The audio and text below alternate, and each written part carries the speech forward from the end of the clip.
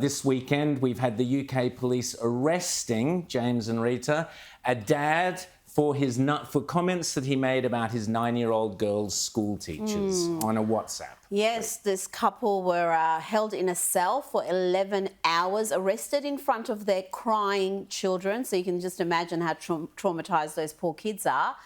And James, after a 5-week investigation, there's no case to answer.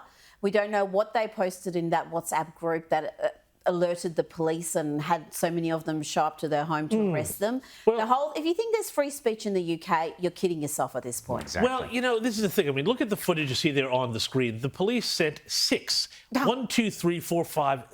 officers to go and arrest a middle-aged couple for comments that they made in a WhatsApp group. Now, we don't know what the comments were, so, you know, but there's no indication that they were anything sort of threatening or anything like that. The best indication that we've gotten from news reports is that they were complaining about the recruitment teacher for a new teacher at their school.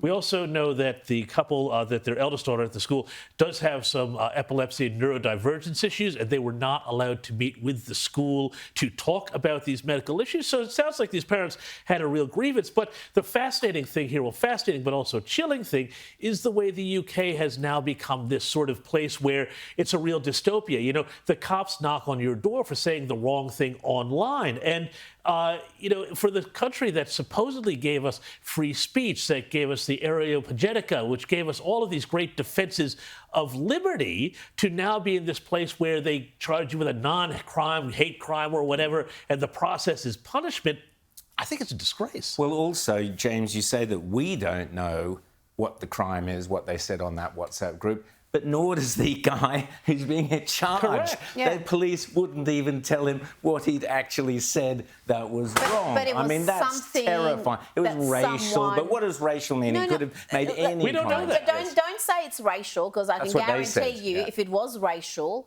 given what the UK's current hate speech laws are, there would be charges. Yes. The fact is there are no charges. So whatever it is, it doesn't even have to be the wrong thing. We have seen people in the UK being harassed by the cops, having to go through this process for just stating biological facts about gender, about immigration. If you're stating a very much a mainstream view about the levels of immigration, and perhaps you've got a problem with illegal immigration, that could see the cops knocking on your door if someone takes offence and makes a formal complaint. Well, and that's what I mean by racial, because in their eyes, any comment about immigration, any comment to do with people coming over the border is deemed as racial. But, James, there is a racial component to what is happening with the British law. We now have a 2-tier legal system, James, whereby white men will be treated harsher now under British law, James. Well, yeah, it's really, really shocking, this.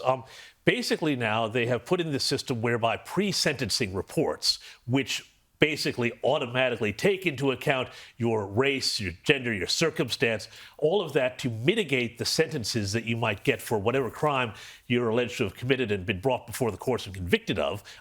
That now means, essentially, that white Britons are going to get the worst treatment when it comes to sentencing. This is the 2-tier justice system. This is why they call Keir Starmer 2-tier Keir. And I'll tell you something, guys, but the other point... Even Keir Starmer recognises what a catastrophe this is. Yeah. Disappointed in this response, and the Lord Chancellor is obviously continuing to engage on this, and we're considering our response. And, you know, all options are on the table, but I am disappointed at this outcome, and now we'll have to consider what we do as a result. Oh, I don't know, if only there was a Prime Minister who cared about the issue could do something.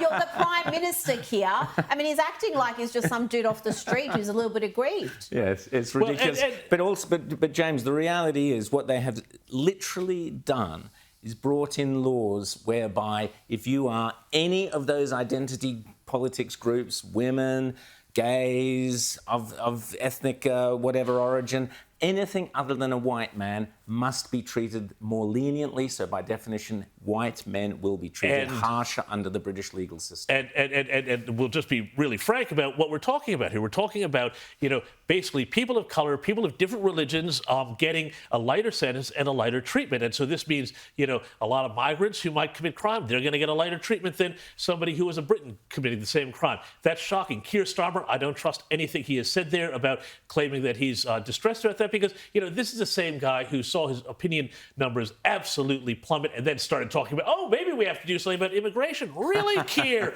Really? Okay, fine. Now you tell us. But the thing, too, the other week, there was that phenomenal speech that J.D. Vance gave at the European Union, where he called out Britain, and he called out Europe, but he called out Britain in particular and said that Britain, which was a bastion of liberty, has no longer become that, and they are straying very far away from that.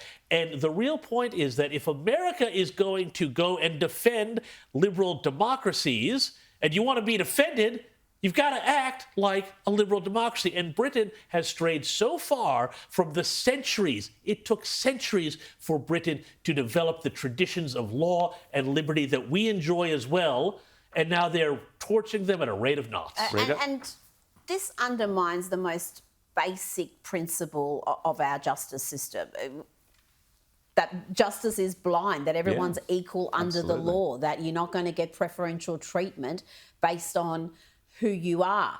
And we already see it happening even before this formal recognition that it's happening. We have seen it over and over again with people getting ridiculously lenient sentences and then having people in the UK locked up for being in an anti-immigration protest, even if they weren't guilty of anything that was approaching violence, but they were at a violent protest, so they were guilty by association. Same thing doesn't happen with these pro-Palestinian protests. That's right. A very different approach. So we have seen it over and over again.